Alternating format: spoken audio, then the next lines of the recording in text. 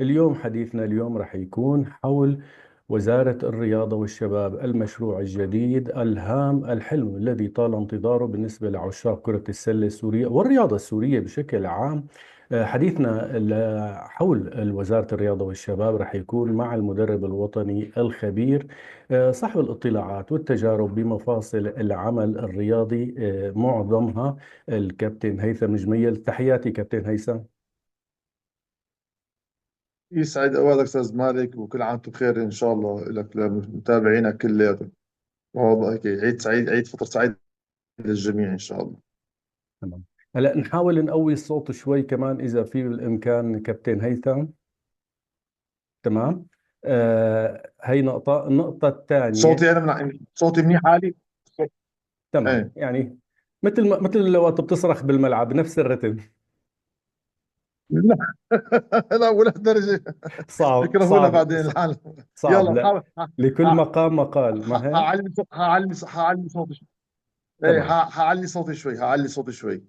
تمام. كابتن هيثم، شو ردة فعلك لما سمعت بخبر تشكيل وزارة للرياضة والشباب بسوريا؟ وهذا الكلام كثير كان في نداءات له على مدار السنين الطويلة الماضية. تمام. اكيد لا في شيء، اول شيء مبارك للحكومه الجديده اللي ظهرت، يعني مع وقفة العيد. أكيد هذا كان طموح أو رغبة من كثير عالم بالشارع الرياضي، وجود وزارة. أنا بالنسبة لي حقيقة الأمر هي الوزارة أكيد شغلة حتكون يعني أفضل، لكون إنه هي على جزء من الحكومة، حيكون لها موازنة خاصة، ميزانية خاصة، متابعة. ولكن حقيقة الأمر هي كوزارة، أو يعني اليوم خلينا نقول كهيكل إداري أو شكل إداري للرياضة، هو اليوم المعني فيه أكثر هو طبعا من هني للأستاذ محمد الحامض بتوليها المهمة، واللي هي معنا تحية. مهمة سهلة نهائيا. لكن هي حقيقة الأمر هي العملية، هي العنصر البشري اللي حيكون مع الأستاذ محمد الحامض ليقدر يحدد أو يحقق أهداف الوزارة، أنشطة، المهام المنوطة فيها. الدولة قديش حتعطيها حيز، خلينا نقول من الناحية المادية، لتنشيط هذا القطاع كلياته، لأن هي اسمها الرياضة والشباب. فأنت تماما. عم بتروح على تمام. قطاع جدا مهم بالمجتمع، قطاع الشباب، قطاع الجيل الجديد، اللي هو اللي حيكون البلد حتنبنى عليه. فأكيد كان يعني الصدى كثير رائع لكل المعنيين. ولكن لو تحكموا كيف حتكون الأنظمة والقوانين اللي حتكون بالنسبة لهذا القطاع، لهذا النشاط أو هذا للوزارة، وكيفية يعني الآلية اللي حتصير في تنظم الهيكل الإداري وتوزيع المهام والتعاون ما بين الوزارات. لأن اليوم وزارة الشباب، الرياضة والشباب، اكيد يعني لها حيكون تواصل مع كثير وزارات، خلينا نقول مثل وزاره الاداره المحليه، وزاره الماليه. اكيد في حيكون وزارة في التربية، وزارة تعاون. التعليم فهذا الشيء اللي العالي. احنا لأن بدنا نشوف شلون ان شاء الله ترتسم هي الصوره يعني. طيب كابتن هيثم. تماما تماما، وزاره التربيه والتعليم التعليم العالي. العالي. عم لك يعني اليوم وزاره الرياضه والشباب الى ارتباط كثير.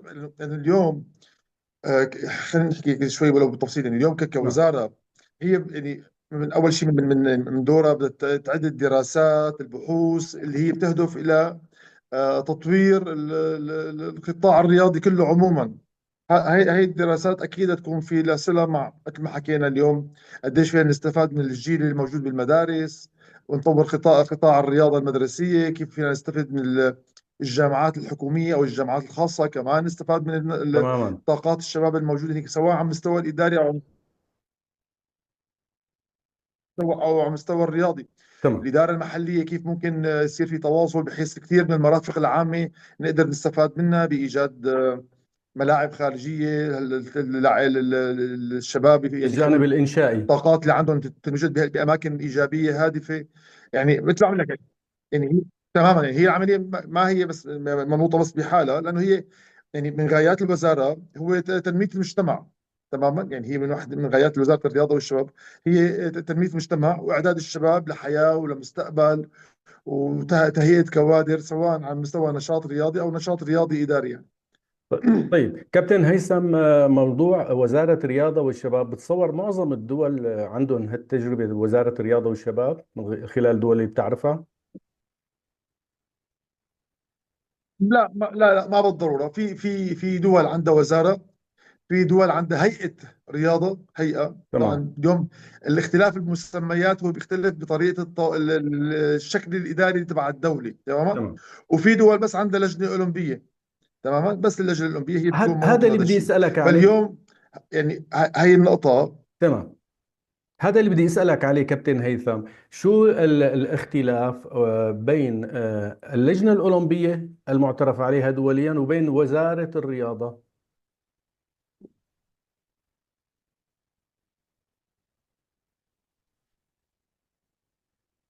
تمام. هلا اللجنه الاولمبيه هي يعني تواصلها المباشر هي مع الاتحادات الرياضيه، تمام. تماما. تواصلنا المباشر هو النشاط الرياضي للأندية. وضع برامج، خلينا نقول متوسط المدى ل4 سنين، لأنه دائما بيكون التقييم دائما مع انتهاء الدورات الأولمبية العالمية. تمام. آه، أما من ناحية الوزارة فهي عندها تشريعات، هي سلطة تنفيذية. مهم. هي تابعة لمنظومة الدولة، تابعة لمجلس الشعب، وتشريعات من السلطة التشريعية.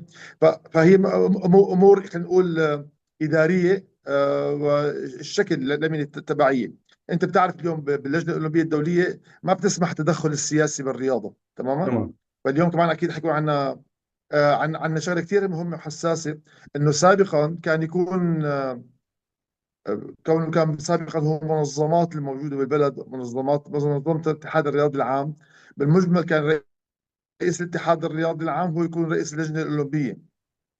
حاليا اتوقع انه ما بصير يكون رئيس يعني وزير الوزاره، رئيس وزاره الشباب والرياض او الرياضه والشباب يكون هو رئيس اللجنه الاولمبيه. فاليوم انت بدك تكون في عندنا شخصيه كمان اليوم رياضيه تاخذ مهام مسؤوليه اللجنه الاولمبيه. وطبعا بيناتهم بده يصير هلا في تواصل ولجان، لتهيئه خلينا نقول او خلق بيئه جديده للانديه بقوانين جديده. هل ممكن احنا اليوم نروح على خصخصه كامله للانديه الرياضيه؟ هل ممكن نروح على تماما. خصخصه بنسبه بنسب خلينا نقول بنسب ما بين الدولة والقطاع الخاص؟ تمام. فاليوم مهام اللجنة الأولمبية تختلف عن المهام، عن مهام اللجنة عفوا وزارة الشباب والرياضة، ولكن في عوامل مشتركة بيناتهم. أو خلينا نقول في مشترك اللي هو الأساس، إنه موضوع الأندية وتطوير الرياضة، وكيفية اليوم تحسين المستوى والتحول من الرياضة، خلينا نقول الرياضة الشعبية أو رياضة الهواة إلى رياضة الاحتراف، تمام. تمام. وهذا كله محتاج اليوم لبيئة جديدة، أنظمة وقوانين جديدة، خاصة بالوزارة، خاصة بالأندية. وهذا بده جهد كثير كبير، يعني ما فأنا برأيي اليوم مثل ما حكيت حضرتك، اليوم في دول سابقتنا بهذا المجال، نعم. سواء على مستوى الوطن العربي، سواء على مستوى خلينا نقول المستوى الدولي. فممكن نحن مشان نختصر الزمن عفوا، ونطلع من الاخطاء اللي وقعوا فيها هن سابقا لما خاضوا هي التجارب، انه تمام. نستفاد من خبراتهم. نعمل خلينا نقول تواصل مع كوادر اداريه او دول بهذا المجال، لنقدر نحن نتجاوز الزمن، ما نضيع وقت بتجارب ونغلط، ويعني يصير في هدر، سواء كان للمال او للجهد البشري او للزمان عموما. طيب كابتن هيثم، الهيكلية الموجودة حاليا بالاتحاد الرياضي العام كمنظمة، هل تتناقض أو تتناسب مع هيكلية وزارة الرياضة والشباب؟ يعني احنا في عنا مكتب تنفيذي، في مكاتب ألعاب جماعية وفردية وألعاب قوة بتتفرع عنا اللجان التنفيذية بالمحافظات، بتتفرع عنا نعم. الاتحادات الألعاب واللجان الفنية الفرعية في المحافظات. شو نعم. مصير هاللجان؟ نعم. هل حتتأثر هاللجان نعم. كلها والتكوينة هي كلها؟ هلا شوف، اليوم انت اليوم اذا فعلا انت بدك خلينا نقول تتفاعل او تتعاطى مع الزمن الحالي والسرعه تبع الزمن الحالي، اكيد اليوم في اماكن بدنا نختصرها، تماما.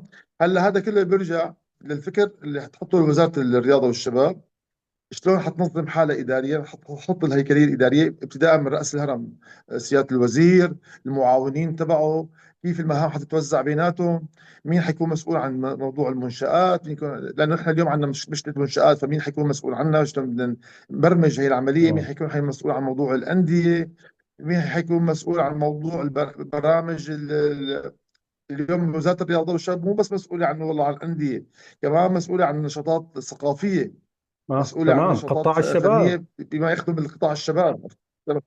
تماما تمام. فأنت اليوم بس بدك تلاقي هي المنظومة، إنه الأشخاص اللي حيستلموا هالقطاعات هي مباشرة نحطوا البرمجة تبعهم. أما إذا بدنا نضلنا بالعملية الروتينية السابقة، إنه والله اليوم النادي إذا بده يخاطب اللي خلص الوزارة لازم يروح على اللجنة الفنية، والفنية على التنفيذية، والتنفيذية عمليا، رجعنا للروتين القديم، هذا ما استفدنا منه شيء نهائيا. تمام. تمام. تمام. بس بدنا نشوف ليش عم لك احنا اليوم محتاجين نستفاد من خبرات غيرنا، نشوف هن شلون لقوا الآلية اللي هن يسرعوا العمل تبعهم وياخذوا مردود. يعني اليوم كمان مشان هيك نوضح اكثر، اليوم من مهام وزارة الرياضة اليوم هو انشاء مراكز تخصصية للالعاب، تمام. خلق هذا الجيل الجديد، متابعة هدول اللاعبين اللي ممكن يكونوا هن نجوم مستقبل، سواء العاب فردية او العاب جماعية، من الشباب والصبايا. يعني مش ما يقولوا ولا كلمه، بنقول انه في ناس بيقولوا امم. وزاره الرياضه والشباب بس، لا بمعنى للشباب، لا تماما. اكيد نحن عم نحكي عن مجتمع ككل، مجتمع الشباب كلياته بكل شرائح بطرفين، كان ومكوناته. الصبايا ولا كان الشباب. فاليوم تماما تمام. فاليوم انت ما اذا بدك تضلك على على الاليه الروتين تبع القديم، اكيد ما فرق شو، بس غيرنا الاسم ما استفدنا شيء. يعني اليوم اذا والله كنا مكتب تنفيذي او اتحاد الرياضه عم سميناها وزاره، اذا نضلنا بنفس العقليه القديمه، بنفس الروتين القديم، مشان هيك اليوم الوزاره وين؟ الوزاره اليوم تواصلها مباشره مع مجلس الوزراء عموما، مع رئيس مجلس تماما. الوزراء، حتحط خطط، بدها تحط خطط هي سنويه، خطط هي قصيره المدى، خطط لمتوسط المدى ل5 سنين، خطه لمدى ابعد طويل يمكن ل10 سنين، آه، ترفع السويه تبع الصالات الرياضيه، ترفع الانديه. اليوم عندنا مشكله الانديه اليوم، ك كمنشاه ككيان، معظم الانديه اليوم ما عندها هذا الكيان الحقيقي كشكل نادي. تماما. أه برجع بقول لك شلون بدل تلتقى الآلية أو الشكل الهيئي الإداري اللي يكون هو يعطي مردود إيجابي أكثر، يسرع من العملية، ويعطي أريحية كمان للإدارات الأندية يكون عندها صلاحيات أكثر، حرية، ومع يعني تقدر، خلينا نقول تستثمر منشأتها بطريقة سليمة ضمن أنظمة قوانين وضمن مراقبة أكيد تماما. وهي المراقبة تكون من جهتين، سواء من اللجنة الأولمبية أو سواء من الوزارة، بكل واحد بحسب مهامه وصلاحياته. حتى موضوع الأندية كابتن هيثم، وجود أنا بتصور في بعض الأندية عندها إشكالية بملكية الأرض، وعندها إشكالية ببعض القطاعات ما أنا ما الاستثمارية ضمن الأندية. هذا ما الكلام ما أنا وجود ما أنا ما وجود أنا ما أنا عم السيد بقول- ما أنا عم بقول وزير، لك. آسف بس وجود رئيس الوزارة، تفضل. عفوا، وجود وزير الرياضة والشباب ضمن الوزارة، ضمن الحكومة، على اجتماع، على ضمن طاولة النقاش مع وزراء الحكومة، قديش مهم لحلحلة كل هالأمور. من هذا اللي عم لك اليوم وزاره الرياضه والشباب ما هي والله بس معنيه بحاله، مو هي مثلا وزاره منفصله عن الباقي، بالعكس الى اليوم هي تواصل مع عده وزارات. يعني لما قلت لك انا مثلا وزاره الاداره المحليه او حتى وزاره الاسكان، بده يصير في نقاشات انه وين في ممكن نحن اليوم نعطي اراضي للانديه، وكيف ممكن هي الانديه تقدر تنشئ هي المنشاه بصفات، خلينا نقول بمواصفات دوليه. يعني ما بدنا والله بس سوينا والله اعطينا شقفه قطعه ارض واعطينا الملكيه للنادي. طبعا الملكيه اليوم حتكون للنادي وليس لرئيس النادي، رئيس النادي هو الصفه الاعتباريه اللي تمثل النادي. تمام. هي بقى شو لها تبعات قانونيه اداريه، كيف اليوم نحن ممكن اليوم نطور حالنا بهذا الاتجاه، بحيث انه اليوم انت بتعرف اليوم مثلا على مستوى كرة القدم، نحن انديتنا السورية ما بتقدر تشارك بالليفل العالي تبع بطولات الدوري الآسيوي لكرة القدم، لأنه لا تملك منشآت في حقيقية مقومات كملاعب طبعا، وكمرافق شروط. وكتجهيزات. تمام. اليوم حتى اليوم بجوز الوزارة اليوم بدها تكون عندها خطط، مثلا ممكن يكون عندها خطط طموحة انه نستضيف، خلينا نقول الالعاب الاسيويه، بسنه من تمام. السنين، بعد 20 سنه، بعد 30 سنه. طب هذا الموضوع يحتاج الى برمجه من هلا، انه مثلا تحسن شبكه او البيئه التحتيه، شبكه المواصلات، الفنادق، الملاعب، حجم هذا كلته بده يكون طبعا، بده يكون في عن هذا الفكر الطموح للمستقبل. لانه اليوم كسوريا عندها تجارب سابقه انه ممكن تستضيف، ولكن اليوم صرنا بعاد عن الاستضافه لانه نحن البيئه التحتيه تبعنا غير جيده. فهذا كمان اليوم بدك تكون في انت، وبتعرف دائما اللجنه الاولمبيه الدوليه او حتى الاتحادات الرياضيه بتحط شروط معينه تسمح لك تستضيف بطولات على مستوى عالمي او على تمام. مستوى اقليمي او مستوى قاري. فهذا كله كمان مرتبط اليوم انه انت اليوم بجوز محتاج عدد معين من الفنادق، فانت اليوم مش محتاج تتواصل مع وزاره السياحه، محتاج شبكه طرقات معينه لتسهيل مثلا وصول الفرق للملاعب. كمان انت اليوم محتاج للتواصل مع وزاره النقل ووزاره المواصلات، محتاج فهي يعني هلا العالم حسب كلمه الرياضه انه بس والله مشان نظبط مباريات او يصير في عندنا انديه. لا لا لا، هي بالعكس، هي وزاره كثير ممكن تخلق لك نقله او تعمل تنميه بالمجتمع بصوره يعني ما حدا بيتخيلها الا طبعا اللي عايشين هذا الجو وبيعرفوا هذا الجو. فهي فعليا اليوم كوزاره، انا بقول الله يعينه يعني الاستاذ محمد القامود بهذا امم. الموضوع، وكل مين حيكون معه بهالوزاره، نعم. لانه هي اول وزاره وهو عم يرسم الخطوه، عم يرسم الطريق لمستقبل. عرفت كيف؟ يعني ما أنا وزارة بالأساس متواجدة وعندها قانونها فيجوز أنت بس تمام. تعدل عليه شوي تظبط، أنت لا، أنت عم تنشئ من الأساس منظومة جديدة متكاملة.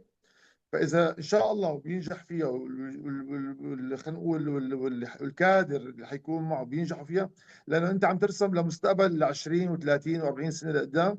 وهي حتكون جزء يعني طريقه لتنمي فيها او تحسن فيها المستوى الرياضي تبعنا.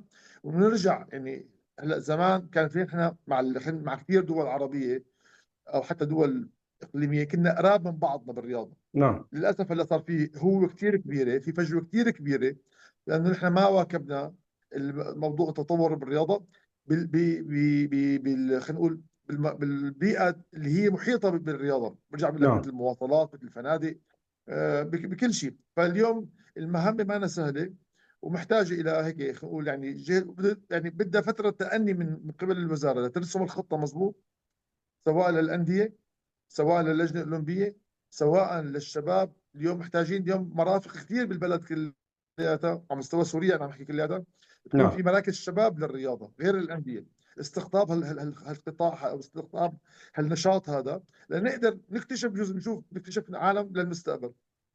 تمام. هلا ممكن من خلال هالوزارة الجديدة ينعمل نوع من التمازج أو التوأمة، أو التقارب أو التقاطع بين القطاع الرياضي والقطاع الشبابي؟ اجباري استاذ مالك، هي اسمها، هي اليوم اسمها رياضه وشباب، تماما. والشباب وين موجودين اليوم؟ بيكون يعني هذا جيل الشباب اللي ببلش من المدارس، تمام. تماما، وصولا للجامعه. فانت اليوم عندك هذا المكان، هالاعمار هي كلياتها بدك تستقطبها وتحاول اول شيء يعني ويحسوا ان الرياضه لها اهميه، وتصير الرياضه هي ثقافه مجتمع. فهذا دور حيلعبه كثير مميز بيلعبوا الوزاره. اكيد اليوم اكيد حيكون في تواصل مشترك يعني مع كثير قطاعات، مثل ما حكينا يعني هذا مشان ما نعيد الحديث. فاكيد حيكون في تواصل، في تقاطعات، وفي كثير عمل جهد يعني انت بتعرف اليوم يعني خلينا نقول اليوم انا احد الافكار مثلا اللي انا اتمناها انه تصير. اليوم نحن اليوم مثلا عندنا مدارس خاصه كثير بالبلد صار، نعم. وعندنا جامعات خاصه كثير. اليوم بالضبط. بدنا نعمل ربط ما بين الرياضه والقطاع التعليمي، بحيث اليوم اي منشاه جديده او منشاه موجوده لازم يكون في عندها او يكون من شروط انشاء هو وجود صالات رياضيه حقيقيه. نعم. يعني صاله، مثلا صاله مغلقه بتسع مثلا اقل شيء خلينا نقول 1000 متفرج، ما حنقول والله اعداد كبيره، نعم. بحيث انه يكون هي الصالات مركز لهالمدرسه او لهالجامعه لتستقطب الطلاب اللي بيحبوا يمارسوا الرياضه. تمام. نفس الشيء مو نفس بنفس الوقت ممكن هي الصالات بتعاون مشترك تكون هي آه، مراكز لأندية بطريقة خلينا نقول تستأجرها مقابل مادي باتفاقية معينة. فاليوم لما فتقدر تستفاد كنشاط رياضي لفرقه. فاليوم انت لما عم تجمع القطاع التعليمي مع القطاع الرياضي، فانت اليوم اكيد حتقدر تعمل نقله. ليش؟ اذا في عندنا، خلينا نقول اليوم، خلينا نفكك نتخيل انه اليوم عندنا في على مستوى سوريا، على مستوى سوريا انا عم اقول لك اليوم تقريبا 20 جامعه و20 مع 20 مدرسه. طبعا هو عدد اكبر من هيك بكثير. واكثر طبعا. تخيل انه هدول ال 20 كيان تعليمي في اكثر. بس خلينا نقول هلا 20 تمام 20 كيان تعليمي تمام. فيهم 20 كيان رياضي جواتهم. فتخيل قديش ممكن حيكون الموضوع هذا ايجابي. هو موضوع المنح الدراسية والمنح التحفيزية قديش مهم سواء على مستوى الجامعات أو على مستوى المدارس كابتن هيثم؟ كله هي امور متواصله، كلها امور حترتبط مع بعضها فيما بعد. يعني هي اوتوماتيكيا انت حتربط كل شيء مع بعضه بعدين. كيف يعني انت اليوم حتكون لتنشيط اللعيبه او ترغيبهم بالعلم، فتعطيهم منح دراسيه سواء منحه كامله 100%. ليش؟ لان اليوم الجامعه والمدرسه بهمها اليوم سمعتها تكون افضل، تستقطب تمام. طلاب اكثر. فمن خلال النتائج الرياضيه هذا ممكن يصير. فعملك هو يعني المفروض يكون في خطه طموحه للمستقبل. بس بدها تأني، يعني ولو قل شيء 6 اشهر يكون في دراسات حقيقيه، تعاون مع ناس عندهم خبرات رياضيين سواء موجودين داخل البلد او خارج البلد، تعاون مع دول سبقتنا بهذا المجال كنشاط وزاره او هيئات رياضيه، لنقدر نصل لافضل صيغه ممكنه. مين أكثر دولة عربية بتشعرها أنه ناجحة بمشروع وزارة الرياضة والشباب؟ والله شوف، هلا ما فينا ننكر اليوم مصر كنا يعني يعني اكيد يعني مصر اليوم عندها تجربه كثير قويه. انه يمكن الوزاره انه تحولوا الى شكل وزاره الرياضه بظن بال 2002 2005 هيك شيء، فصار لهم فتره نعم. بهذا المجال. تونس كمان بنفس المجال عندها هذا الموضوع يعني مميز جدا. واكبر دليل هو نتائجهم. يعني انت اليوم تمام. خذ مصر اليوم على مستوى كرة اليد، صارت دولة مميزة بكرة اليد. على مستوى كرة الطائرة دولة مميزة. مو بس في القدم، يعني احنا للاسف مربوط بذهننا بس انه الرياضة هي كرة قدم. هي اكيد لا، مو هيك. مم. بالسباحة بدك تشوف تونس شلون صارت مميزة. اليوم كمان اليوم هذا أحد الأمور. اليوم الوزارة بالتعاون كمان مع اللجنة الأولمبية بده يكون عندها مشروع بطل أولمبي. بده يكون مهم. عندها مشروع منتخب، خلينا نقول اللي صار لكأس عالم. هدول المشاريع بدك ترسم لها. يعني أنا اليوم سخر إمكانياتي للاعب ألعاب قوى أو لا أو لسباح أو سباحة أو خلينا نقول لعبه فرديه ما بطوله جماعيه، لا قادر اصل لمصاف اني انا اخذ ميداليه ذهبيه على مستوى العاب اولمبيه. وبتعرف اليوم انت اليوم هذا له معنى كثير كبير على مستوى الدول، لما انت كدوله تفوت على لائحه الميداليات وتاخذ طبعا. ميداليه ذهبيه او فضيه. يعني العالم عم تستثمر بمليارات لتوصل ملايين الدولارات لتنشئ او توجد لاعبين اولمبيين او ابطال عالميين.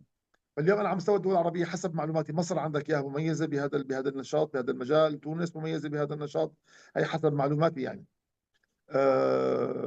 واكيد يعني كيف بعض دول الخليج بدول الخليج كمان في بعض الدول كمان بلشت تاخذ هذا المنحى بطريقه كيف ايجابيه. فبتوقع ان فينا نستفاد، يعني فينا. كابتن هيثم، السنوات السابقة الأخيرة كانت محاولات الاستعانة بلاعبين من أصول سورية ضمن منتخب سوريا لكرة السلة كانت عم تصطدم بموافقات من الجهات العليا بالبلد عنا، وأنه بدها موافقة موافقة الجهات العليا. هل ممكن أو هل المطلوب حاليا من الوزارة أنه ممكن تدليل هالعقبات والوصول إلى الإدارة العليا باعتبارها متعاونة؟ لا هلا شوف، هي لها شقين الموضوع اليوم. ما انت مو مرتبط بس بالموافقه الداخليه. انت في شروط دوليه. يعني انت اليوم لتخلي لاعب خلينا نقول اصوله سوريه يستعيد الجنسيه تبعه، قوانين داخليه. انت فيك تشوف الانظمه تبعك وما يتناسب معه، فيك تضلك بيان عليها او تغيرها. ولكن تمام. انت حقيقه مشروط او مرتبط بقوانين الدوليه. يعني اليوم خلينا ناخذ على مستوى كره السله. كره السله اليوم لها شروط معينه اللي تخليك تستعيد الجنسيه. اذا ما بتثبت انه انت من تحت عمر، لما كان عمرك تحت 16 سنه، لك جذور او لك جواز سفر او لك اوراق رسميه تثبت انك انت كنت متواجد بالبلد او دارس بالبلد او ما بيحق لك تصير لاعب سوري. تماما. فالعمليه مو بس مرتبطه يعني مع احترامنا للقائمين كانوا على الرياضه سابقا، كانوا بيجوز يلاقوا تبريرات يعني مشان تمام، نعمل هذا شو كلامهم. بيقولوا يعني أنا بالنسبة حجة. لي مو كلامي، عم بنقل الشيء اللي كان ينحكى. تماما.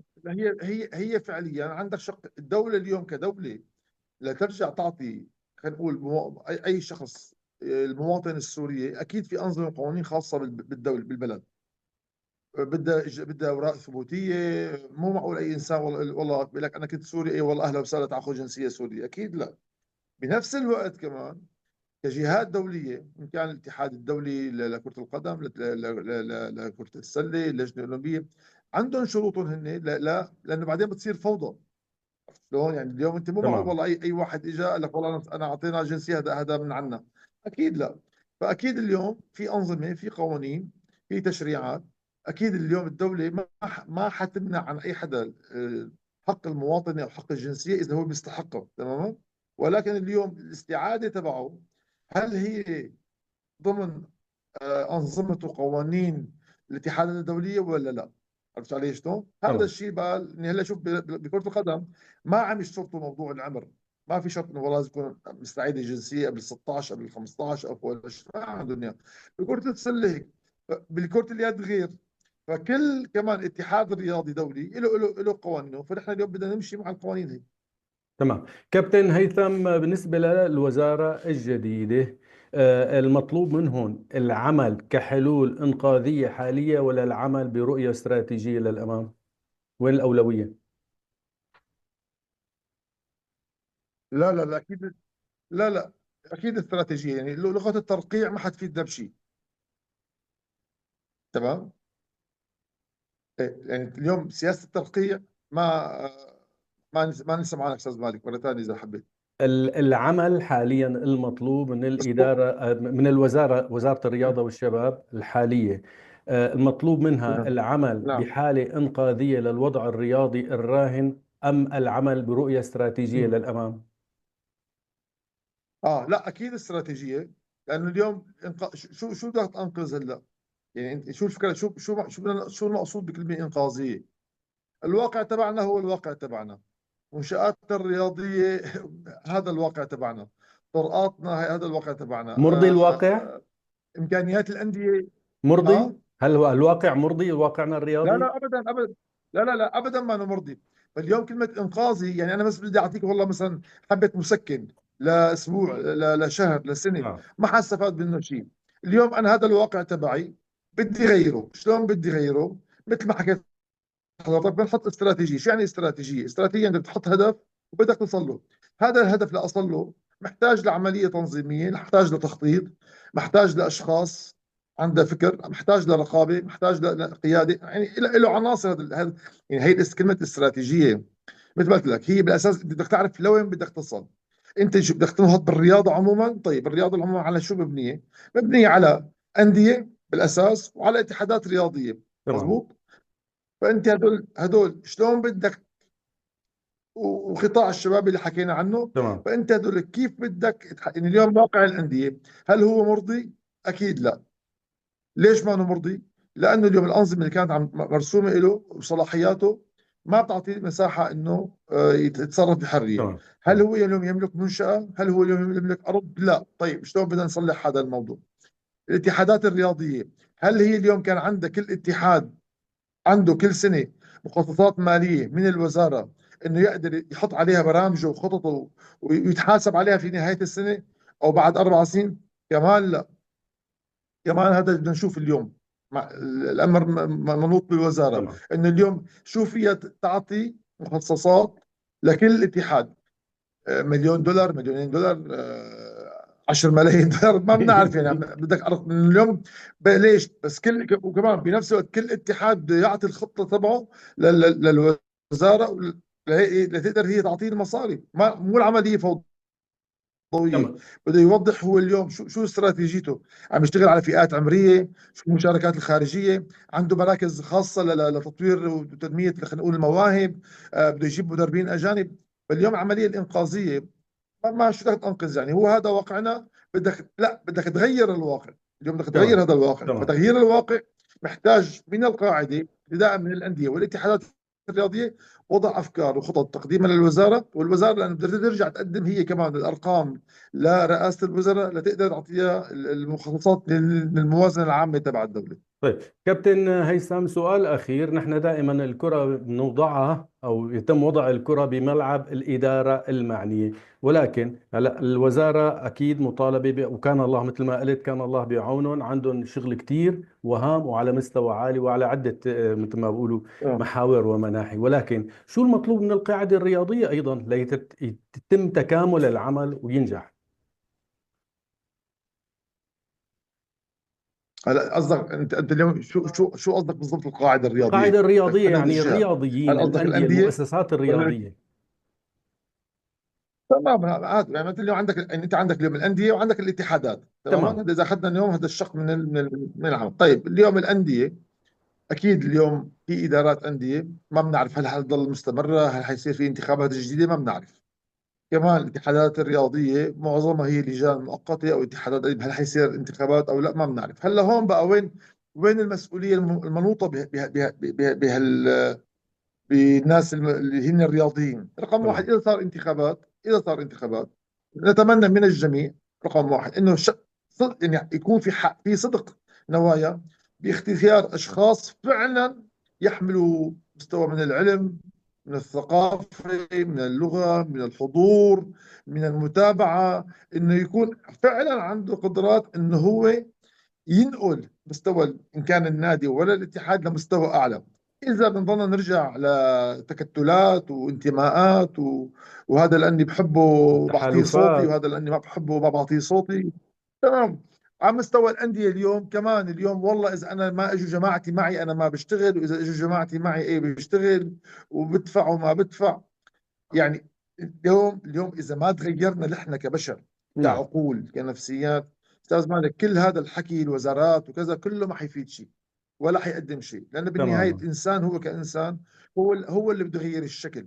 فهل نحن اليوم جاهزين نغير عقولنا؟ هل نحن اليوم جاهزين فعلا نتعاون مع الدولة الجديدة بكل كيانها واركانها، انه والله احنا ايه بدنا نساعدكم كقطاع رياضي، احنا عم نحكي اليوم ايه حنساعدكم لنحسن حالنا مشان هن يقدروا يساعدونا، والله حنضلنا انت بتعرف اليوم انت شلون كانت يعني الانديه تدار، ولا الاتحادات تدار، ولا اللجان التنفيذيه كيف كانت تدار.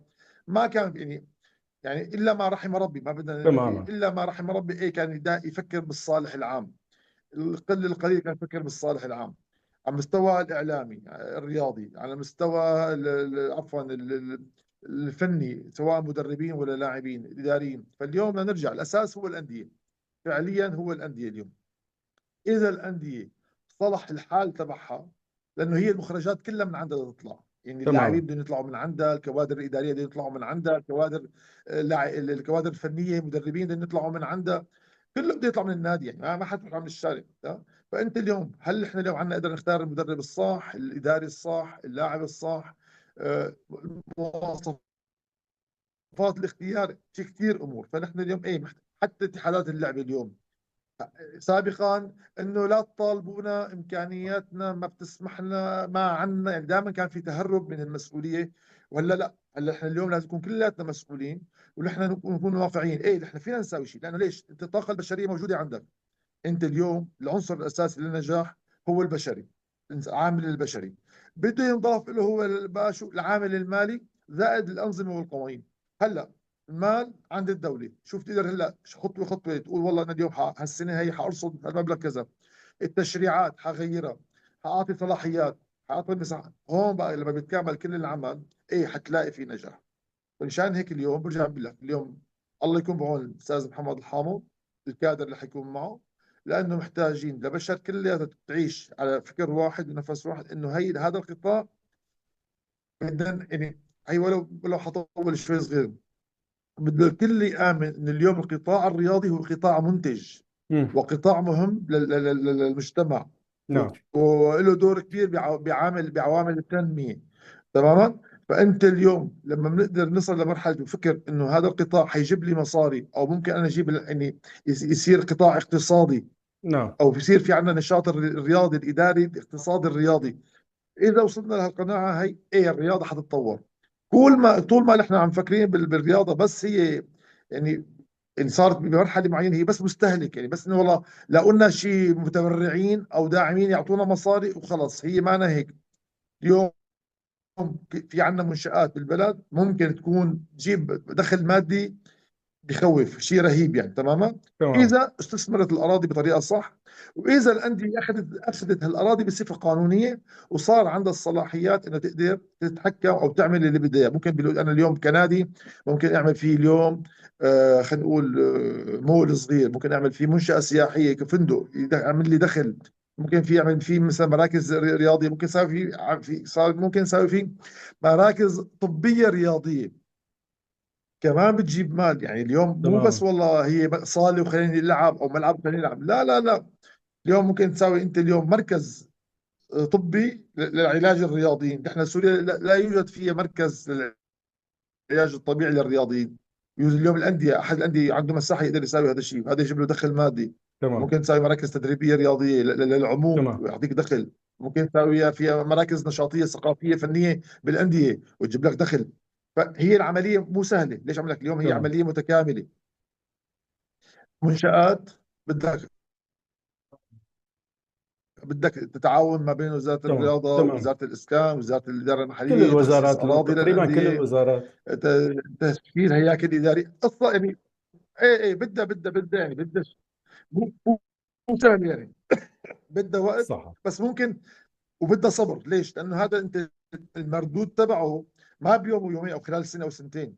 هذا موضوع بده ايه، بده العالم كلها تامن انه احنا بدنا نطلع درجه درجه خطوه خطوه. بس هذا الموضوع يحتاج من الزمن بطريقه مدروسه، مو فوضويه كمان. يعني انا بدي احط برمجه انه انا خلال 5 سنين، خلال 6 سنين، 7 سنين، انا بدي اوصل لهالهدف هذا او تمام. لهالغايه هي تمام. كمرحله اولى. بعدين عندي كمان 5 سنين مرحله ثانيه. تمام. طبعا الله يعطي العمر للجميع، ما ان بنعرف مين شاء الله. بيكمل، بس هي والتمام. تكون يعني سلم مستلم سلم مستلم مم. لنصل بقى للهدف الاكبر، انه والله شو بقى عندنا ببلدنا منشآت رياضيه متميزه، ملاعب، يعني مثل ما بنشوف برا، فينا نضيف بطولات عالميه، تجيب لنا، تجيب سياحه ساعتها. اليوم يعني حتى تمام. اليوم في شيء اسمه الرياضه، السياحه الرياضيه، تماما. يعني اليوم حتى تماما. الرياضه بتتدخل بالسياحه. ممكن تجيب انت اليوم عالم اذا تمام. عملت انشطه دوليه. فهي موضوع ما له بسيط، محتاج الى تأني. تمام. شكرا كثير كابتن هيثم جميل، الحوارية كثير كانت مهمة ومفيدة. شكرا للأفكار الغنية اللي أعطيتنا إياها، وبالتوفيق لك كمدرب وطني خبير ومدرب نادي الوحدة. بالتوفيق لك وبالتوفيق للوزارة الجديدة للرياضة والشباب، وشكرا لك وشكرا لمتابعتكم.